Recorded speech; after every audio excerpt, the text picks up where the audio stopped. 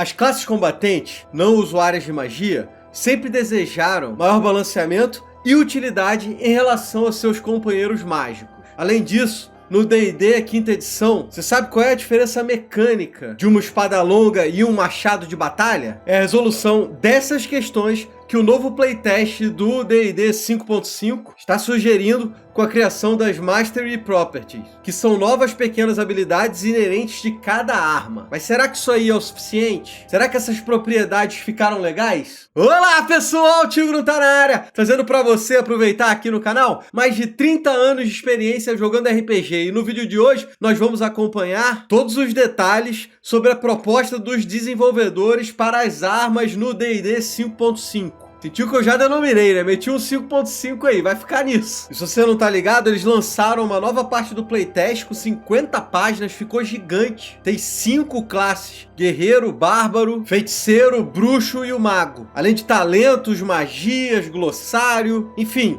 um monte de coisa. A gente vai cobrir isso tudo aí em futuros vídeos, mas é junto desse playtest que estão as novas armas, e é exatamente esse o foco do nosso vídeo. A gente vai passar por cada uma das características apresentadas, vai mostrar os pontos fortes e fracos desse desenvolvimento e avaliar se isso aí tem um futuro legal. E de cara eu quero dizer que eu adorei a vontade dos desenvolvedores de modificar as armas. Uma das paradas mais chatas na quinta edição, mais sem graça, são essas armas. E é como eu falei na introdução, elas têm pouquíssimas diferenças entre si, elas são muito chatas. Não faz diferença nenhuma se o seu personagem usa machado, espada, florete, cimitarra, martelo ou massa. É tudo basicamente a mesma coisa, fica só o flavorzinho. E na minha opinião isso aí é bem fraco. Porque basicamente o que os combatentes fazem é sobe arma, desce arma. Enfim, é chatão e na minha opinião tudo que foi feito para tentar melhorar isso é muito válido. Tem também toda a questão do equilíbrio entre os personagens marciais e os personagens mágicos.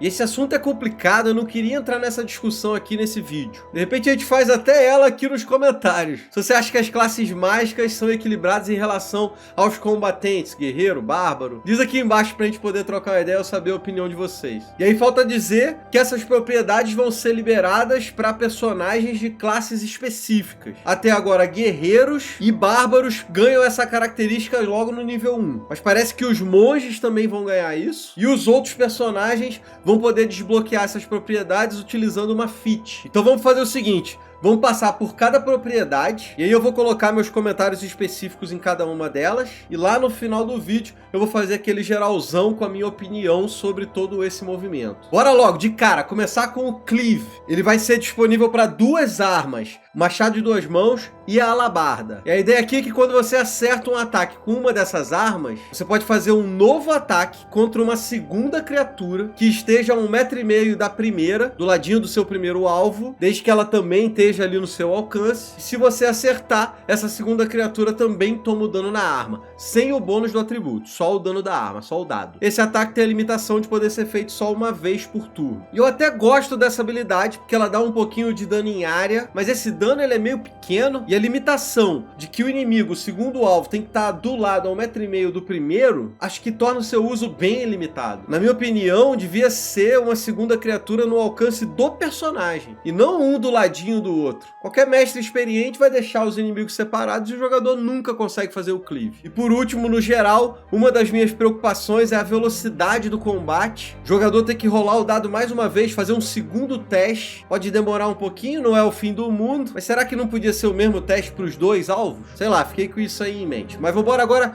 para a segunda característica. Ela se chama Flex e está disponível para várias armas, como bastão, lança, espada longa, picareta e martelo de guerra. São todas armas versáteis e a ideia aqui é que quando você está utilizando uma dessas armas, você vai aplicar o dano versátil dela, mesmo que você esteja usando somente com uma mão. Saca espada longa? Quando você está com uma mão é D8, quando você está com as 2 mãos você dá D10. Então um guerreiro com essa espada longa vai passar a dar D10 sempre, mesmo que ele esteja com espada e escudo. Ou seja, meu amigo, isso é uma porcaria. Ah, legal, buff no dano. Vai aumentar 1 de dano na média. Bela ajuda, hein? Quem é que vai querer usar uma espada longa com isso? Bora pro próximo, bora ver a habilidade chamada Graze. Ela é a propriedade de glaives e espadas de 2 mãos. E aqui quando você erra um ataque com uma dessas armas, ainda assim você aplica o dano equivalente ao seu bônus de força. Então, por exemplo, se você tem força 16, erra um ataque com essas armas, você vai dar 3 de dano, mesmo tendo errado o ataque. E isso até é um pouco de buff no dano, melhor do que o anterior, mas ainda assim eu não gosto muito, não vejo muito sentido na mecânica. Imagina um golem de aço sinistro com uma armadura bizarra. O guerreiro vai lá, bate, erra o ataque, ele é refletido pelo golem parrudo, mas com isso o guerreiro ainda vai dar o dano. Então mesmo o golem sendo parrudo, tem muita armadura, o guerreiro errou o ataque, vai dar dano? Sei lá, eu acho que tinha outras maneiras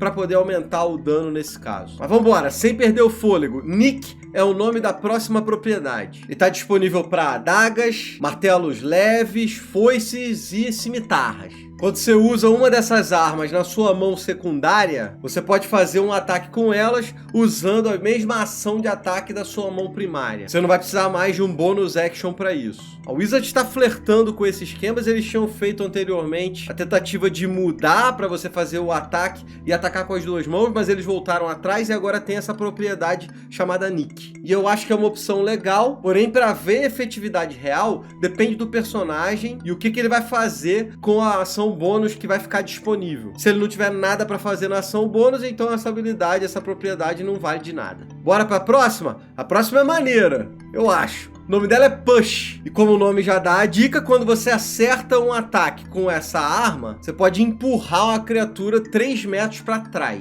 Não tem save, não tem nada. Me lembra até o Eldritch Blast. A diferença aqui é que eles colocaram o limite de tamanho da criatura, nada de dar uma pancada num dragão e empurrar ele. Só vai funcionar para criaturas no máximo grandes. E ó, besta pesada, lança longa e um porrete de 2 mãos são as armas que vão ter essa propriedade. E isso aqui, meus amigos, isso é roubado, bem forte. Reposicionar um adversário sem salvaguarda, sem nada, é uma vantagem muito maneira. Principalmente porque ela não tem limite de uso, pode ser utilizada mais de uma vez. Você pode tirar um inimigo de perto de um amigo seu, você pode jogar ele num abismo, jogar ele numa ponte, dentro de um poço de lava, o que você quiser. E eu, como mestre, tenho certos sentimentos conflitantes em relação a isso. Sempre tem jogador que fica buscando um combo bizarro para poder se dar bem, quebrar o jogo. Então as paradas sem salvaguarda, assim, eu fico meio assim. Pelo menos não demora muito mais o cara ter que fazer mais um teste de salvaguarda. Tem isso mais pra frente, você vai ver. E você, fã de World of Warcraft? Lembra do SAP? É o nome dessa propriedade que a gente vai falar agora para massas estrelas e manguais. E ela diz o seguinte: quando você acerta uma criatura, você aplica desvantagem pro próximo ataque dela, desde que isso seja feito até o início do seu próximo turno. E eu acredito que desvantagem pro adversário é uma parada legal. Eu vejo que é meio difícil de comparar esse tipo de penalidade com o poder de outras habilidades, mas com certeza é melhor do que dar mais de 1 de dano médio, que é lá o caso da espada longa. Então o SAP parece legal. E vambora pro Slow, que é o nome da próxima propriedade. Não tem muito mistério, você diminui 3 metros na velocidade de movimento de uma criatura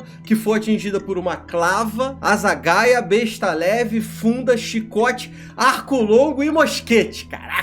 Essa penalidade não acumula e pode ser bastante interessante para personagens que querem se manter longe do alcance de combatentes inimigos, ou então para trazer utilidade ali no meio do campo de batalha. E bora que faltam só mais 2. Vou falar aí do Topple, que funciona para tridentes, malhos, lanças de montaria e machados de batalha. Quando você acerta uma criatura com uma dessas armas, ela precisa fazer uma salvaguarda de constituição, ou então ela vai cair no chão. E ó, esse poder também é bem forte. Derrubar o inimigo no chão significa que os próximos ataques corpo a corpo vão ter vantagem, inclusive se forem os seus ataques ou de companheiros do lado. É claro que a salvaguarda de constituição diminui as chances disso funcionar, mas como ela não tem limitação de uso, pode ficar repetindo. E aí essa é outra que me preocupa em relação à velocidade do combate. Um guerreiro de nível 5 com 2 ataques, faz o primeiro ataque, o adversário faz salvaguarda. Se ele passar, o guerreiro vai fazer o segundo ataque. O adversário vai tentar outra salvaguarda. Sei lá, isso parece meio esquisito todo round,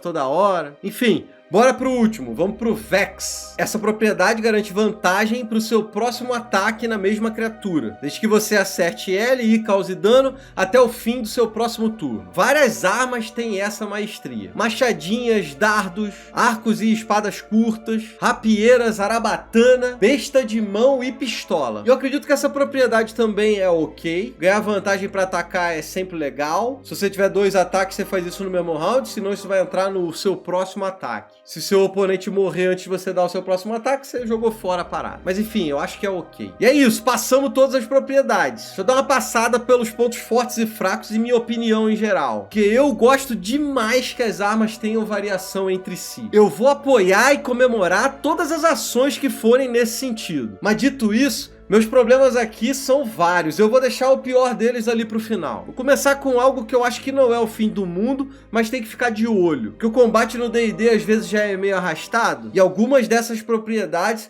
vão deixar o combate um pouquinho mais demorado. Tem mais ataque pra fazer no caso do Cleave, tem aquele save pra fazer no caso do Topple, mais dado rolado, mais tempo pra cada momento. Sem contar a chatura do combate. Topple, por exemplo, que não tem limite. O personagem ataca, faz o teste, passa, ataca de novo, faz o teste de novo, tenta, próximo round, mesma coisa, sei lá. Fica a impressão que vai ficar chato, tá ligado? Enfim, não é o fim do mundo, vamos ficar de olho. Me preocupa mais o balanceamento da coisa, porque eu acho que tá bem ruim. De modo geral, acredito que os efeitos que não causam dano, que trazem utilidade, eles são bizarramente melhores dos que são dano em si. A habilidade do Flex, então, chega a fazer meu...